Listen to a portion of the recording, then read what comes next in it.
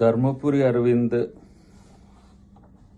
మరి ముఖ్యమంత్రి గారి మీద లేదంటే కాంగ్రెస్ పార్టీ మీద చేస్తున్న వ్యాఖ్యానాలు చూస్తుంటే సరే తనకు గుండు మీద నెత్తి లేదు కానీ బుద్ధి కూడా లేదన్నట్టుగా కనపడుతున్న పరిస్థితి.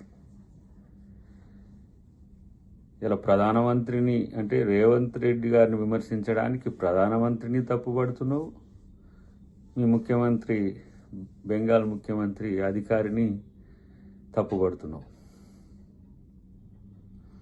అంటే కాంగ్రెస్ పార్టీలోకి రేవంత్ రెడ్డి గారు ఎట్లా వచ్చిండ్రు, ఎందుకు వచ్చిండ్రు, ఏ విధంగా అధికారం తెచ్చిండ్రు అనేది తెలంగాణకే కాదు దేశం మొత్తానికి తెలుసు, మోదీ గారికి కూడా తెలుసు. మీ మోదీ గారు సైతం అంటే మన ప్రధానమంత్రి గారు సైతం మాతో కలువు అని చేయి చాపిండు అని అంటే ఏ స్థాయి గౌరవం ముఖ్యమంత్రి గారికి ఉందో కనీసం అది అర్థం లేకపోయా. మరి ఇట్లనే ఒరిజినల్ బీజేపీ వాళ్ళకి మీరు అంతటా అధికారం ఇచ్చిండ్రా? ఈ సువేందు అధికారి అనేట ఆయన ఏ పార్టీలో ఉండి ఇప్పుడు వచ్చి మీ దగ్గర ముఖ్యమంత్రి అయిండు? అస్సాం ఆ బిశ్వా అంటే ఆయన ఇట్లా ఏ పార్టీ? కాంగ్రెస్ పార్టీ నుంచి వచ్చిన ఆయన కాదా?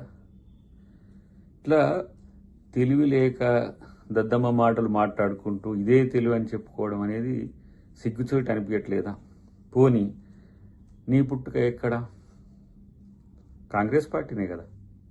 ఇలా నేను ఒరిజినల్ బీజేపీ నాయకులు అని చెప్పి గింజుకుంటే ఎవరికి తెలియంది డిఎస్ గారి రాజకీయ ప్రస్థానం ఎక్కడ ఉంది?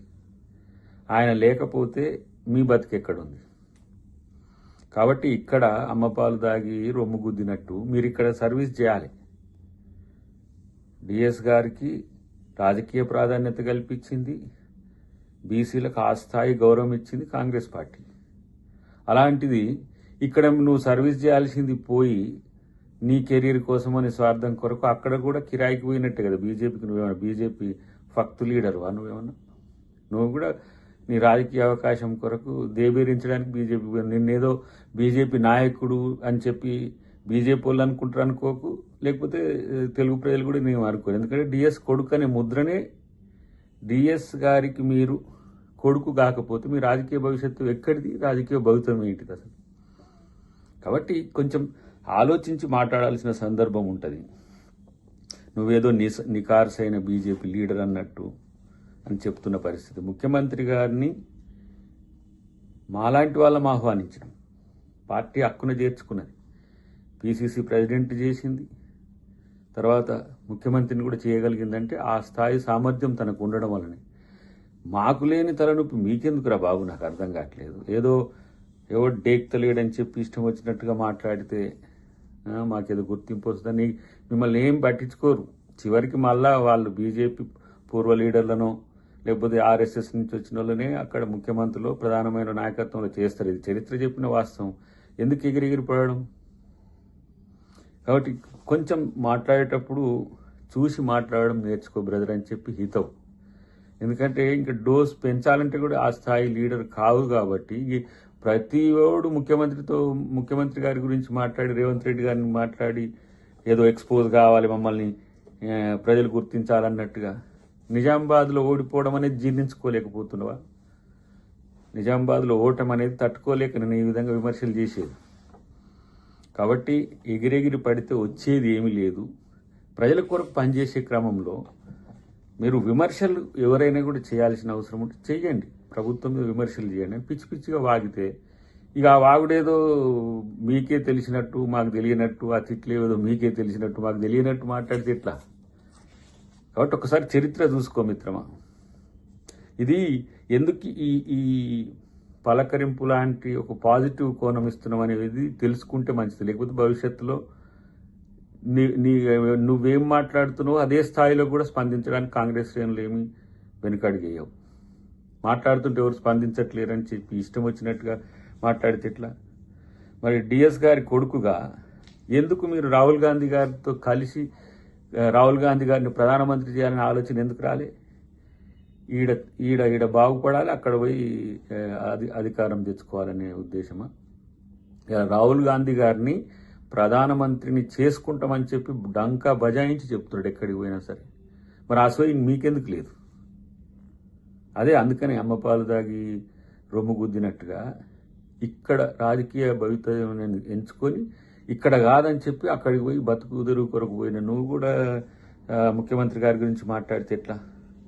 ఇక నీ తిట్ల పురాణం అయితే అసలు నువ్వు ఎంపీవా లేకపోతే ఏమో గుడుంబ సత్యవా అన్నట్టున్నది. ఇది కొంచెం చూసి మాట్లాడుకుంటే డిఎస్ గారి మీద గౌరవం ఉన్నది, ఆయన ఫ్యామిలీ మెంబర్గా నీ మీద ఆ గౌరవం ఉండాలంటే మర్యాదగా మాట్లాడుకుంటే మంచిదనే విషయాన్ని నేను మిత్రునికి హితవు చెప్తున్నా. ఎందుకంటే ఏదో మాకేం రాజకీయ కక్షలు లేవు, లేదంటే అరవింద్ మీద అక్కసు లేదు, సానుభూతి జాలే ఉంటుంది తప్పితే.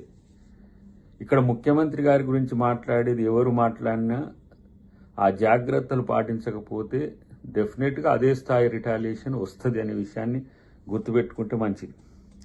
ఇక ఇంకోటి ఏంటంటే ఈ అరువు తెచ్చుకున్న వాళ్ళు ఈ బయట పార్టీల నుంచి వచ్చిన కొంతమంది మిత్రులే బీజేపీలో ఎక్కువ ఎగిరెగిరి పడుతున్న పరిస్థితి. మరి ఎందుకు కిషన్ రెడ్డి గారు ఆ స్థాయి మీ స్థాయిలో దిగజారి మాట్లాడట్లేడు?